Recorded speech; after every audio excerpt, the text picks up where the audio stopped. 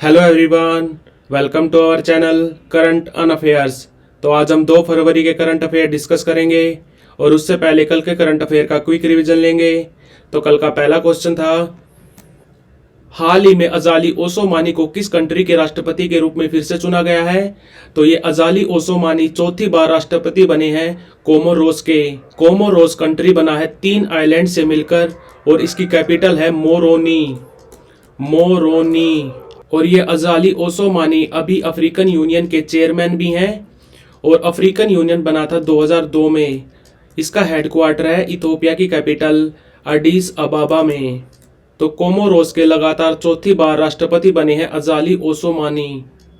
हाल ही में किस मंत्रालय ने गैर कानूनी गतिविधियां रोकथाम अधिनियम यानी कि UAPA जो बना था 1967 में, इसके तहत student Islamic movement of India यानी कि सिमी को गैर कानूनी संघ घोषित किया है? तो ये किया है हमारे गृह मंत्रालय ने और हमारे गृह मंत्री हैं अभी अमित शाह। और ये सिमी संगठन बना था 1977 में। कहां पर? अलीगढ़ में। और इस संगठन का लक्ष्य था कि भारत को इस्लामिक कंट्री बनाना, जिसको अभी बैन कर दिया है हमारे गृह मंत्रालय ने। इंडिया एनर्जी वीक 2024 का दूसरा एडिशन किस राज्य में आयोजित किया जाएगा? तो ये किया जाएगा गोवा में।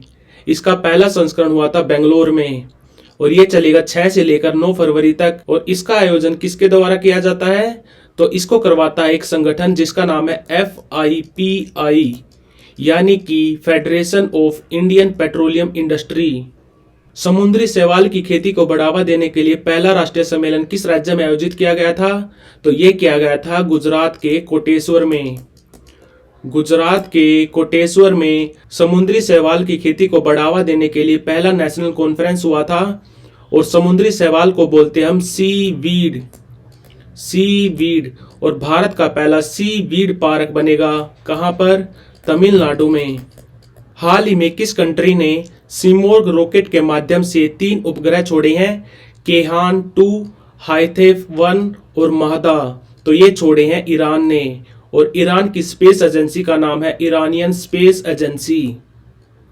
भारतीय रंग महोत्सव 2024 मुंबई के राष्ट्रीय प्रदर्शन कला केंद्र से शुरू होगा और ये खत्म होगा दिल्ली में। तो इसको कौन सा संगठन करवाता है? तो इसको करवाता है राष्ट्रीय नाट्य विद्यालय यानी कि नेशनल स्कूल ऑफ ड्रामा जो बना था 1959 में और अभी इसके चेयरमैन है परेश रावल। कौन नई पुस्तक the cooking books A literary memoir के लेखक हैं? तो इनका नाम है रामचंद्र गुहा।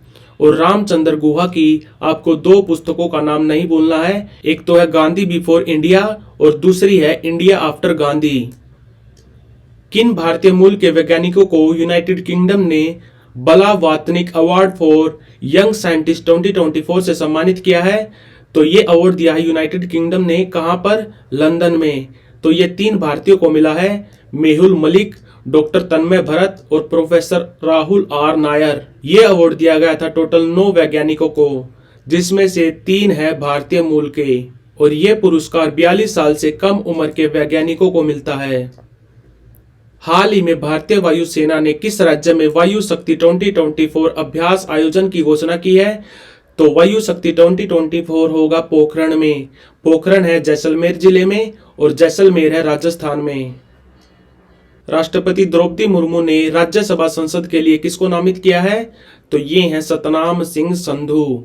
सतनाम सिंह संधू ने चंडीगढ़ यूनिवर्सिटी की स्थापना की थी 2012 में और ये अभी चंडीगढ़ यूनिवर्सिटी के चांसलर भी हैं, जिनको राज्यसभा सदस्य के लिए नामित किया गया है राष्ट्रपति द्रौपदी मुर्मू द्वारा। और राज्यसभा में टोटल मेंबर होते हैं 250 में से 238 तो रिप्रेजेंट करते हैं स्टेट एंड यूनियन टेरिटरी को और 12 नॉमिनेट किए जाते हैं हमारे राष्ट्रपति द्वारा। और राज्यसभा मेंबर्स का कार्यकाल होता है 6 साल का। तो बढ़ते हैं आज की वीडियो की तरफ। आज का पहला क्वेश्चन है,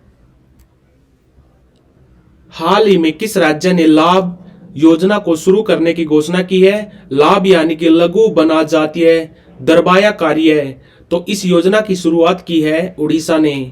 उड़ीसा में टोटल 1 करोड़ ट्राइबल लोग रहते हैं यानी कि 1 करोड़ जनजातीय लोग रहते हैं और ये लोग जंगल में रहते हैं और जंगल में 2 तरह की चीजें मिलती हैं। एक तो मिलता है टिम्बर।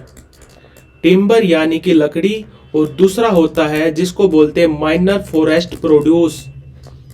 माइनर फॉरेस्ट प्रोड्यूस जैसे कि फल, फूल, और जैसे कि शहद हो गया, पत्तियां हो गई, तो इन तरह के प्रोडक्ट्स को बोलते हैं माइनर फॉरेस्ट प्रोड्यूस। और इनको ज्यादातर महिलाएं कलेक्ट करती हैं। महिलाएं इनको कलेक्ट करेंगी, जैसे कि पत्तियां हो गई, फल हो गए, फूल हो गए, तो इनको कलेक्ट करेगी। और सरकार इनको यानी कि उड़ीसा की सरकार इनको खरीदेगी एमएसपी पर, यानी कि मिनिमम सपोर्ट प्राइस पर खरीदेगी, न्यूनतम समर्थन मूल्य पर खरीदेगी। यानी कि उड़ीसा की सरकार सीधा इन महिलाओं से खरीदेगी इन पत्तियों को, फूलों को, जो भी प्रोडक्ट्स हैं। इनसे जो दलाल होते हैं यानी कि जो मिडल मैन होते हैं, उनकी भूमिका खत्म हो जाएगी। तो इस योजना का नाम रखा है इन्होंने लाभ, और इसको स्टार्ट किया है उड़ीसा की सरकार ने। और उड़ीसा के सीएम हैं नवीन पटनायक, जिनकी पार्टी है बीजेडी, बीजू जनता दल, जो बनी थी 1997 में। और यहाँ पे राज्यपाल हैं रघुवर दास। हाल ही में किस कंपनी ने ऋषिकेश में भारत के सबसे बड़े इलेक्ट्रोलाइजर एंड फ्यूल सेल पर आधारित हरित हाइड्रोजन यानी कि ग्रीन हाइड्रोजन पायलट प्रोजेक्ट का उद्घाटन किया है? तो ये किया है टिहरी हाइड्रो पावर कॉरपोरेशन ने। ये एनटीपीसी कंपनी की सब्सिडरी कंपनी है, THDC India limited. Category 1 mini ratna company है, कैटेगरी 1 मिनी रतन कंपनी है, जिसका हेडक्वार्टर है ऋषिकेश में। और ये ग्रीन हाइड्रोजन होता क्या है? पानी का फॉर्मूला होता है H2O। जब हम पानी को रिन्यूएबल एनर्जी की सहायता से तोड़ते हैं और ये जो हाइड्रोजन बचता है, तो इसको बोलते हैं हम ग्रीन हाइड्रोजन। रिन्यूएबल एनर्जी का यूज करके हम जब पानी को तोड़ते हैं यानी कि पानी का इलेक्ट्रोलाइसिस करते हैं, तो जो हाइड्रोजन बचता है उसको बोलते हैं ग्रीन हाइड्रोजन। और नेशनल ग्रीन हाइड्रोजन मिशन के तहत हम हर साल 2030 तक 5 million metric ton green hydrogen बनाने का हमारा लक्ष्य है। और हम ग्रीन हाइड्रोजन बनाएंगे तो इसके लिए हमें रिन्यूएबल एनर्जी भी चाहिए। तो इसके लिए हमें रिन्यूएबल एनर्जी चाहिए 125 गीगावाट। 125 गीगावाट। तो भारत के सबसे बड़े इलेक्ट्रोलाइजर, इसमें यूज होगा फ्यूल सेल का। इस पर आधारित हरित हाइड्रोजन पायलट प्रोजेक्ट का उद्घाटन किया है टिहरी हाइड्रो पावर कॉरपोरेशन ने। भारत के किस नौसेना जहाज ने मछली पकड़ने वाले जहाज अल नईमी और ईमान को बचाया है? तो ये बचाया है आईएनएस सुमित्रा ने, जिसको बनाया था गोवा शिपयार्ड लिमिटेड ने। गोवा शिपयार्ड लिमिटेड ने। और अगर आप मैप को ध्यान से देखेंगे तो यहाँ पर है रेड सी यानी कि लाल सागर, और यहाँ पर है गल्फ ऑफ एडन जो अरब सागर से मिल जाता है यहाँ पे। तो इसके बीच में एक पानी का पतला सा संकरा सा रास्ता है जिसको बोलते हैं बोब अल मंडेब स्ट्रेट। बोब अल मंडेब स्ट्रेट। इन तीनों जगह पर यानी कि रेड सी पर, बोब अल मंडेब स्ट्रेट पर, और यहाँ पर है गल्फ ऑफ एडन। तो इन तीनों जगह पर यमन के जो हूती ग्रुप हैं वो जहाजों पर अटैक कर रहे हैं, उनको बंदी बना रहे हैं, उनका पैसा लूट रहे हैं। और सोमाली पायरेट्स भी यही काम कर रहे हैं, यानी कि सोमालिया के जो समुद्री लुटेरे हैं वो भी यही सेम काम कर रहे हैं, जहाजों पर अटैक करना, बंदी बनाना, पैसे लूटना। और इन सब चीज़ों से सबसे ज़्यादा ग्रसित है ये एरिया। सबसे ज़्यादा अटैक्स यहीं पे होते हैं, रेड सी पर, बोब अल मंडेब स्ट्रेट पर और गल्फ ऑफ एडन पर। यहीं पर मछली पकड़ने वाले 2 जहाजों को भी बंदी बना लिया था, अल नईमी को और ईमान को, जिसको छुड़ाया हमारे नौसैनिक जहाज आईएनएस सुमित्रा ने। हाल ही में 75वें गणतंत्र दिवस परेड के दौरान जजेस चॉइस कैटेगरी में किस राज्य की झांकी को इंग्लिश में बोलते हैं टैब्लो। झांकी को इंग्लिश में बोलते हैं टैब्लो। तो किस झांकी ने प्रथम पुरस्कार जीता? तो ये अवार्ड दिए गए थे 2 कैटेगरी में, एक तो जजेस द्वारा यानी कि जूरी द्वारा, और दूसरे दिए गए थे माई गवर्नमेंट पोर्टल पर वोटिंग करवाई गई थी आम लोगों से, और उसका नाम दिया गया था पीपल चॉइस अवार्ड। तो पीपल चॉइस अवार्ड में पहला पुरस्कार मिला था किस झांकी को? तो वो मिला था गुजरात को, और दूसरा अवार्ड मिला था यूपी की झांकी को। और ज्यूरी यानी कि जजेस के द्वारा जिस झांकी को प्रथम पुरस्कार मिला वो थी उड़ीसा की झांकी। जूरी के द्वारा पहला पुरस्कार मिला उड़ीसा की झांकी को, दूसरा पुरस्कार दिया गया गुजरात की झांकी को और तीसरा पुरस्कार मिला तमिलनाडु की झांकी को। बट अगर आपसे पूछ ले पीपल्स चॉइस अवार्ड तो उसमें पहला पुरस्कार दिया गया गुजरात की झांकी को, दूसरा पुरस्कार दिया गया यूपी की झांकी को और तीसरा पुरस्कार दिया गया आंध्र प्रदेश की झांकी को। तो 75वें गणतंत्र दिवस परेड के दौरान जजेस चॉइस कैटेगरी में पहला पुरस्कार किस झांकी को मिला, तो ये मिला उड़ीसा की झांकी को। रूसोमा ऑरेंज फेस्टिवल 2024 का चौथा संस्करण किस राज्य में आयोजित किया गया, तो ये रूसोमा एक गांव है जहां पर पाए जाते हैं रूसोमा ऑरेंज। और ये रूसोमा गांव कहां पर है, तो ये है नागालैंड में। तो आंसर है इसका नागालैंड। और रूसोमा ऑरेंज फेस्टिवल पहली बार मनाया गया था 2020 में। और मणिपुर में एक जिला है टमेंगलोंग। टमेंगलोंग टमेंगलोंग जिले के संतरे को 2 साल पहले जीआई टैग मिला था, ये भी याद रखना। और अगर बात करें नागालैंड की तो यहाँ पर सीएम है नेफ्यू रियो और यहाँ पर राज्यपाल हैं लागान सेन। और नागालैंड अपना फाउंडेशन डे मनाता है 1 दिसंबर को। नागालैंड को राज्य का दर्जा दिया गया था 1 दिसंबर 1963 को। तो रूसोमा ऑरेंज फेस्टिवल मनाया जाता है नागालैंड में।